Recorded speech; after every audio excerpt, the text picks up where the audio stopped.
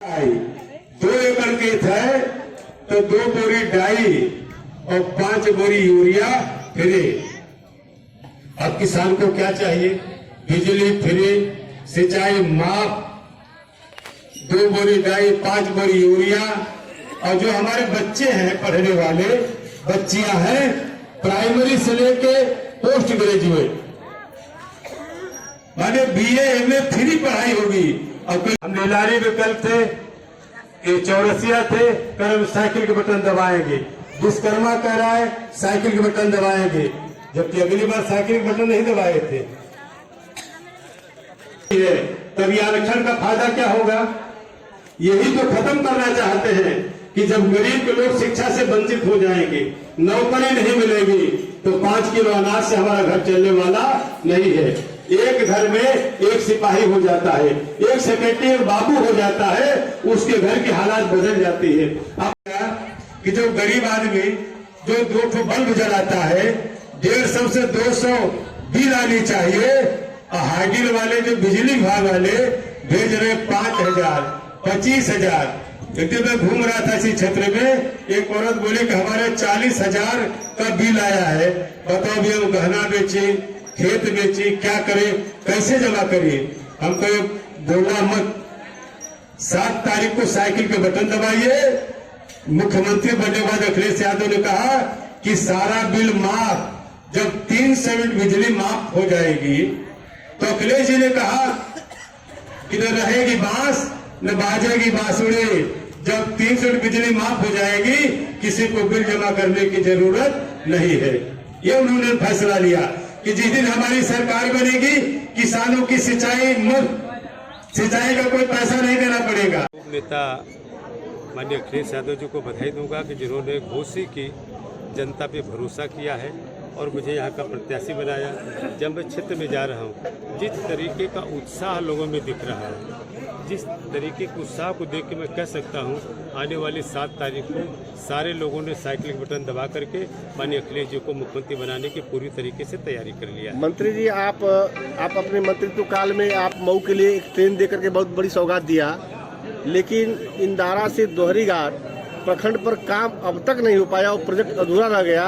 इस क्षेत्र की हजारों लाखों जनता मायूस है, उस पर आप क्या कहना चाहेंगे? वो क्यों रुका? देखिए, मैं पार्लियामेंट में था, केवल ट्रेन का टर्मिनल नहीं, नई ट्रेन भी जनरेट करवाने का काम किया। मऊ से आनंद विहार की, कलकत्ता की ट्रेन, बम्बई की ट्रेन, सूरत की ट्रेन चलवाने का काम किया।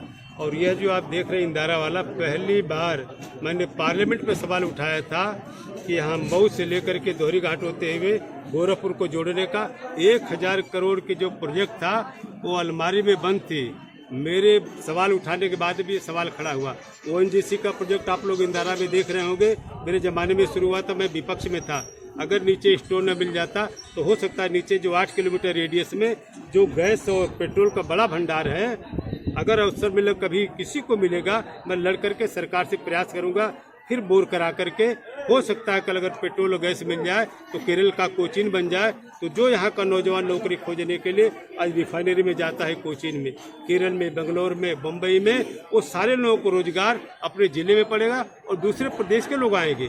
मैं तो जब पार्लियामेंट में था, आप जानते हैं, मैंने यहाँ के बुनकरों के लिए, मेरे यहाँ 4 जो टाउन एरिया बुनकर बाहुल इलाका है, मैंने कपड़ा मंत्री को भी लाया था। मैं कॉटन मिल को रिवाइवल के लिए पूरी टीम में लेके आया था। उस जमाने में घर घर हर जगह मैंने घूमने का काम किया, तो उनके पावरलूम और हैंडलूम में जो डिफरेंस है, जो उनके बेहतरी के लिए काम हो सकता था, तो जो मैं कर सकता था। मैं पिछली बार मधुबन विधानसभा में था, आप जानते हैं कि पूरा पिछड़ा हुआ इलाका था, बाढ़ से तबाह बर्बाद हो जाता था। मैं 100 करोड़ की लागत से बाढ़ से बचाने के लिए, ठोकर के लिए मैंने पैसा मंजूर कराया, आज बन रहा है। आप देख रहे हैं कि जो वहाँ पे जो जल जाते थे फसल और मकान, मैं 10 करोड़ की लागत से फायर स्टेशन मऊ से दमकल जाता था, अब दुबारी से पहुंच जाएगा दीवारे में, अब पूरी तरीके से बच जाएंगे। डिग्री कॉलेज, आवासीय विद्यालय। और एक बात इस रोड की मैंने बात किया, जिस गजियापुर रोड को लेकर के 25 साल से वही धरना प्रदर्शन आंदोलन की रोड नहीं तो वोट नहीं, आज वो भी रोड जो है बन रही है। मंत्री जी, घोसी विधानसभा में कुछ कल से ही एक सुगबुगाहट है, उस पर क्या कहना चाहेंगे? क्या पार्टी के अंदर ही कुछ सुगबुगाहट है इस तरह की, उस पर चर्चाएं का बाजार गर्म है। ये माननीय अखिलेश यादव जी विजनरी नेता है। बहुत सारे लोग हैं। जिस तरीके से भारतीय जनता पार्टी हिंदू मुसलमान के बीच में दीवार खड़ा करके पूरी तरीके से समाजवादी पार्टी की ताकत को कमज़ोर करने की साजिश कर रही थी, न केवल भारतीय जनता पार्टी और दूसरे लोग भी, जैसे लगता था एक टेबल पे बैठ के टिकट बांटने का काम है। लोग अपनी सीट जिताने के लिए नहीं, सपा को हराने के लिए। मैं बधाई देता हूं, आज पश्चिम उत्तर प्रदेश के 3 चरण का चुनाव हो गया। 3 चरण के चुनाव में ही वहां पर 150 के करीब सीट जो है समाजवादी पार्टी का गठबंधन जीत रहा है। आज चौथे चरण का चुनाव हो जाएगा। लखनऊ जो भाजपा की सबसे मजबूत जिला है, 9 विधानसभा है, 9 में 5 सीट, जो आखिरी समझी अगर अभिषेक मिश्रा की सीट थी वो भी सीट हम जीतते जा रहे हैं। मतलब 9 में 5 सीट, और लखीमपुर खीरी हरदोई को आप जानते हैं, सीतापुर 100% सीट जीतते जा रहे हैं। तो लखनऊ तक आते हैं तो 200 सीट। कौन क्या कहता है मैं उसकी बहुत चिंता मंत्री नहीं जी, करता। आपका मुख्य मुकाबला किससे है इस विधानसभा में? कोई मुकाबले में है ही नहीं है, पूरे कोई मुकाबले में नहीं है। जैसा आपने कहा कि कुछ लोग पिटवाने का काम करते हैं, तो आपका इशारा किधर था? नहीं, जो लोग थाना डाकखाना, मैं पहले भी, मैं घोसी में भी चुनाव लड़ा था, मैंने कह दिया था मैं थाने डाकखाने का काम नहीं करता हूँ। ये छोटी छोटी चीज मैं पंचायत से हल कराने का प्रयास करता हूँ, चाहे किसी बिरादरी को। बहुत बड़ी बात। मुझे यादव बिरादरी हो, चाहे मुसलमान बिरादरी हो, चाहे चौहान हो, राजभर, जो भी आते मैं कहता हूँ पंचायत करके हल कर लीजिए, क्योंकि सब अपने लोग हैं। मैं किसी को पिटवाने का काम कभी नहीं किया।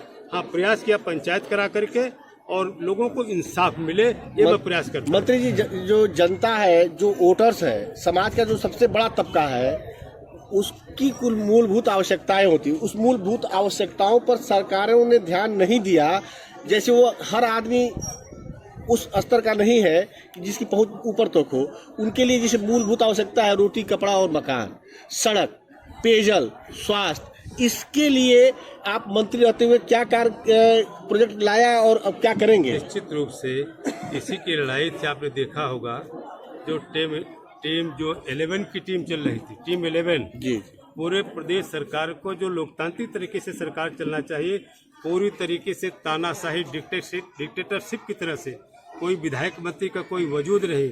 जो जनप्रतिनिधि होता है, जो जनता के द्वारा चुना जाता है, जनता की समस्या को सुनता है और निदान कराता है, उसका कोई अधिकार कोई नहीं था। इसी अधिकार को बचाने की लड़ाई है। इसीलिए माननीय अखिलेश यादव जी कहते हैं संविधान में जो हमें अधिकार मिला है उस संविधान की रक्षा और सुरक्षा करना है। इसलिए आज सारे लोग, चाहे सड़क का मामला होगा, पुल पुलिया होगा, दवाई होगी, सारी चीज के लिए समाजवादी पार्टी की सरकार बनने के बाद वो मुहैया कराया जाएगा।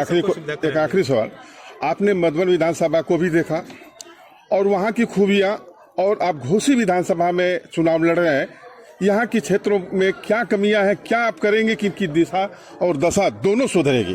देखिए, निश्चित रूप से जो हर इलाके के अलग अलग है। आज कछारा बेल्ट में चले जाइए तो सबसे बड़ी चीज़ यहाँ पे जो कछार में पानी का जल जमाव है।